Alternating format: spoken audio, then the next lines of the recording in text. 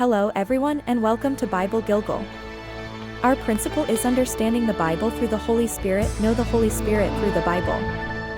All right, today we are diving into a real theological detective story. We're talking about a 2,000-year-old mystery, a very strange spiritual philosophy that was threatening one of the earliest Christian communities, and the absolutely brilliant argument that was designed to stop it in its tracks. But before we get into the weeds, let me just ask you this. What ancient spiritual quest involved secret passwords, angelic gatekeepers, and a seriously dangerous journey through 7 different heavens? The answer to that question?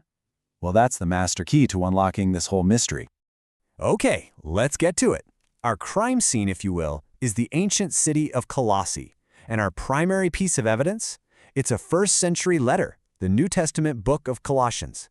And this letter, it's packed with these urgent warnings about a set of beliefs so bizarre, they've had historians scratching their heads for centuries. So this letter lays out a very specific list of clues for us.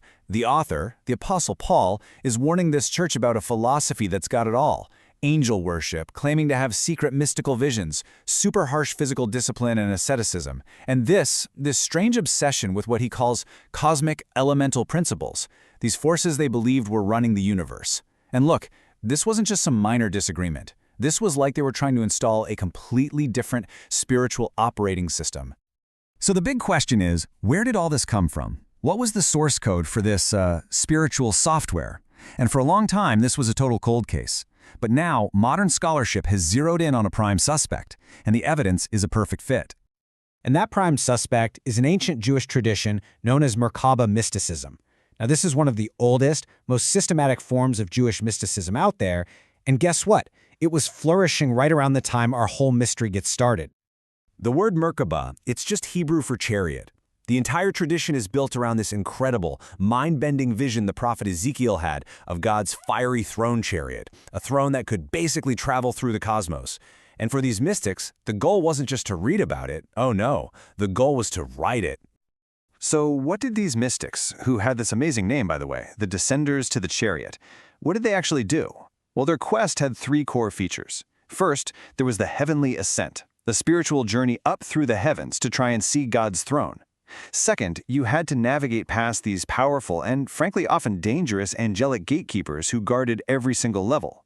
And third, just to even get a shot, you had to undertake these incredibly strict rituals, like intense fasting and purification, for what they believed was a safe passage.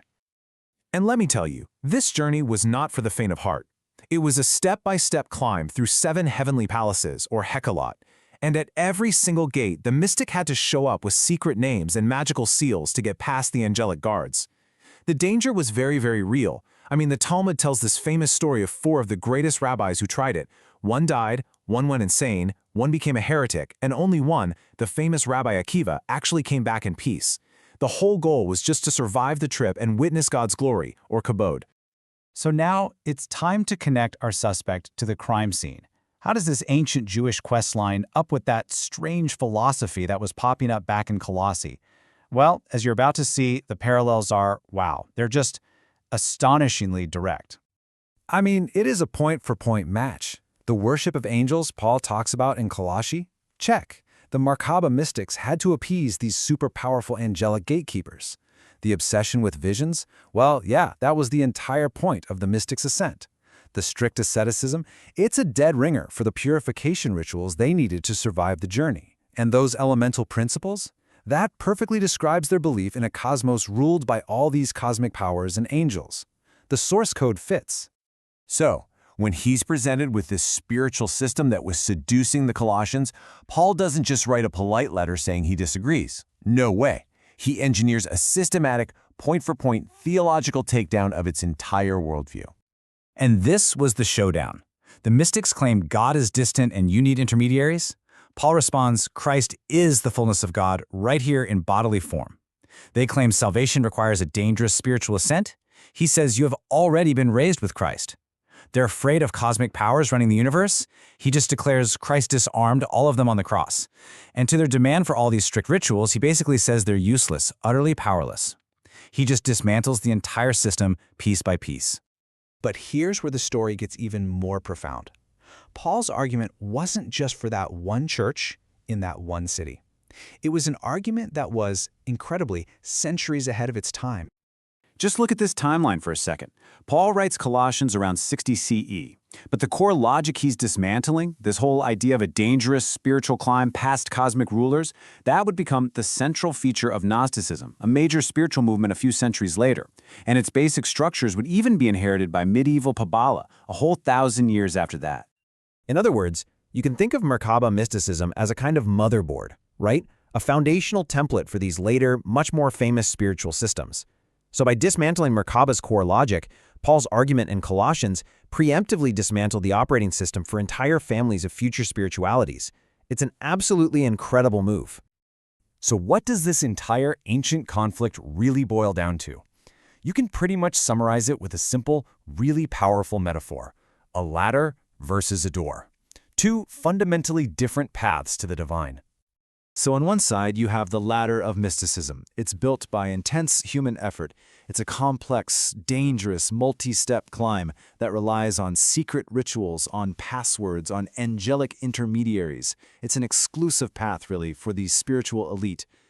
But then, on the other side, you have the door of the gospel. It's not built by us. It's opened by God. It offers direct, immediate, and complete access. It relies only on Christ, and it's a universal invitation open to everyone. And this really gets us to the absolute core of this whole thing.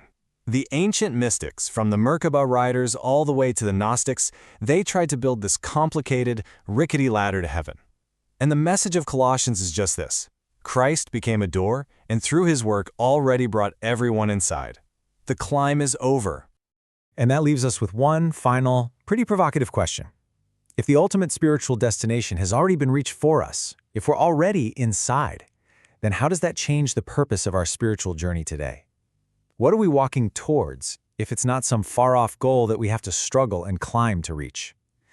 That's something to think about. Thanks for watching. We are Bible Gilgal. The video is over. May the Lord bless you all.